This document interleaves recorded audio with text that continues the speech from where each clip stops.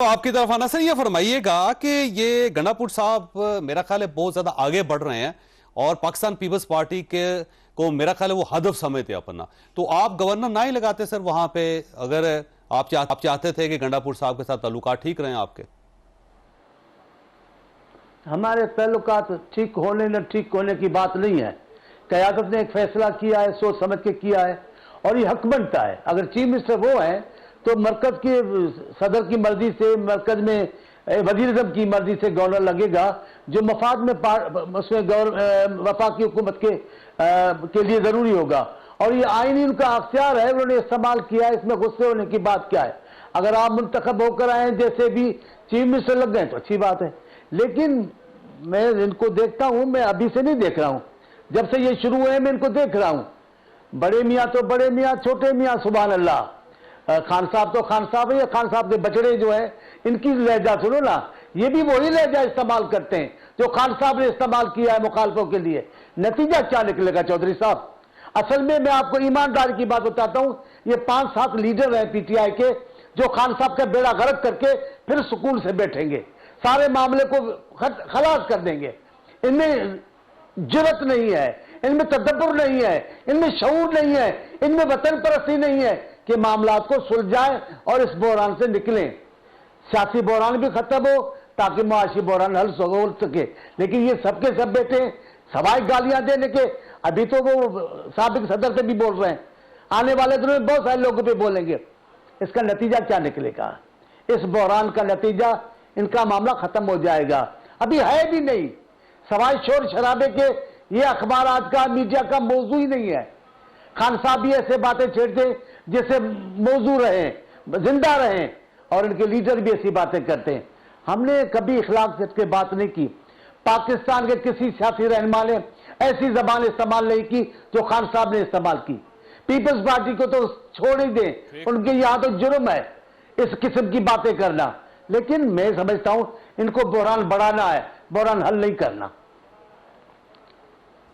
ठीक हो गया। अच्छा शेर साहब, ये देखें जो कुछ गंडापुर साहब कर रहे हैं या कह रहे हैं आपके सामने हैं, और बिलावल भुट्टो पहले लीडर थे जिन्होंने 8 फरवरी के बाद आपको वेलकम कहा था और कहा था कि आप हमारे साथ मिलकर गवर्नमेंट बना लें, और वो आज भी ये कह रहे हैं कि पाकिस्तान तहरीक साहब के साथ ज्यादती हो रही है और इनके साथ डायलॉग होना चाहिए। तो एक पार्टी जो आपके साथ डायलॉग करना चाहती है, जो आपको सपोर्ट करना चाहती है, आप उसके खिलाफ रोजाना की बुनियाद पर क्या कर रहे हैं?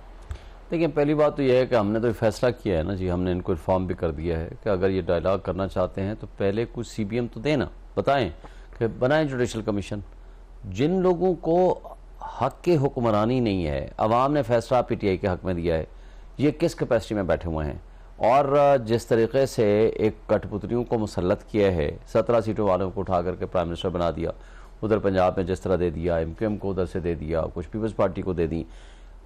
देखें कामरान टेसूरी ने क्या कहा था, या मुस्तफ़ा कमाल की जो ऑडियो लीक्स हुई और उसने आके तस्दीक की, पीपल्स पार्टी और मुस्लिम लीग नून ने हमें कहा है कि 60-70% हमारा जाली है मैंडेट और तुम्हारा 100% जाली है। उसने कहा हाँ जी ये बात दुरुस्त है, मैंने कही है और मुझे उन लोगों ने कही है। देखें इन हालात में ये गुफ्तगू करके लेजिटिमेसी चाहते हैं हमारे से।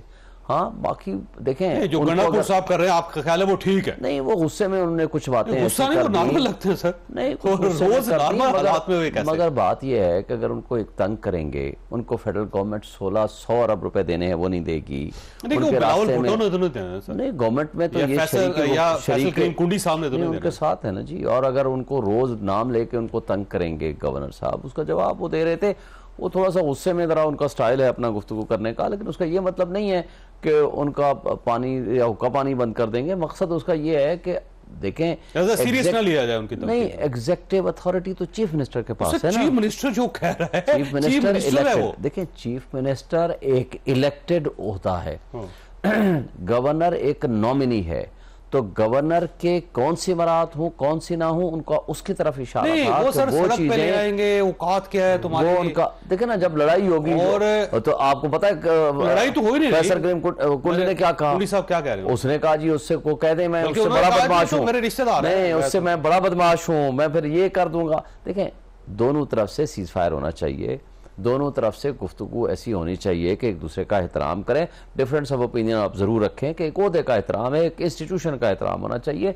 मगर बात यह है कि अगर आप उसको इतना तंग करेंगे, ना उसको आप पैसे देंगे, ना उसके लिए आप उनके काम करेंगे, वफाक का नुमाइंदा है, देखिए वफाक का नुमाइंदा है, वो बतौर नुमाइंदा उसको फैसिलिटेट करने की बजाय एक इलेक्टेड रिप्रेजेंटेटिव को आप रास्तों में रुकावटें खड़ी करेंगे, तो वो उसने एक जो गुफ्तगू उन्होंने की उनमें गुफ्तगू का जवाब दिया। पीपल्स पार्टी वाहिद जमात जो चाहती है कि आपके साथ मामला सेटल हो।